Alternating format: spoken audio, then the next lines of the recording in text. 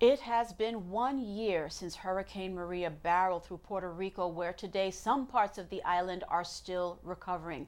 Father Eric Cruz teamed up with Catholic Charities to visit Puerto Rico this summer, and he joins us now. Father Eric, thank you so much for being with us. I really appreciate it. You just returned back from the U.S. territory.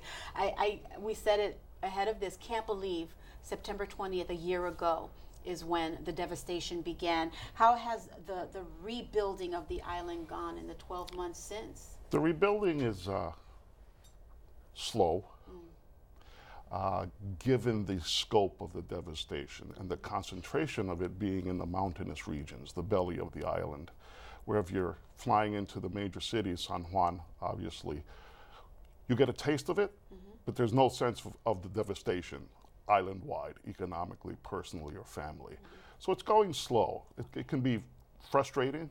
People are still recovering and dealing and coping. And we're talking from the kids to the elderly, to those who are in those villages who are just now really regaining contact with the outside world, if you will. Given the media coverage that we've received over the course of the 12 months, are you ever really prepared for what you see when you set foot on the U.S. territory? No, you never are. The pictures never capture a reality. It's an old saying that we have, right? You have to see it to believe it. And even when you're there, you see it, you still can't believe it, right, because it's beyond imagination. And we talk about perspective, as you said in your first answer there. There's been a lot of controversy over Maria's death toll. The numbers have ranged from a few dozen, listed in the days after the storm, to nearly 3,000 now. I want to know from you, personal perspective, what are the people there saying? What is their perspective? Their perspective, those who talk about the quantity, is that it's more than 3,000. If you want to look at academic sources that are rather neutral, objective, looking at their base figures, where it was to what it is now. So we tend to go with that point of view as those numbers being true and accurate. We're not privy to the insider formulas, if you will, but the people, one death is enough.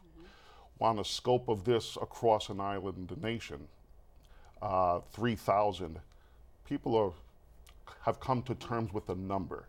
And I want to talk about how the people are dealing with accountability. Calamity in Puerto Rico, its infrastructure, especially the power grid that wasn't maintained before Maria. What are the expectations now? What must the government do now to prevent this kind of tragedy from happening again? I think the government has got to step forward, both federal, United States mainland, island governor, mayors across that island.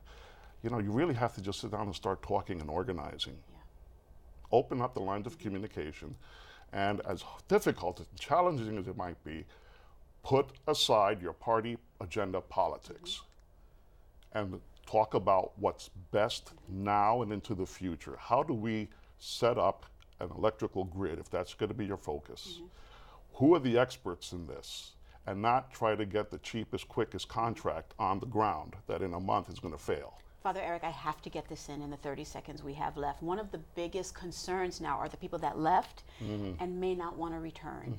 What would just be an encouraging factor to encourage them to go back home and not only live there, but help with the rebuilding?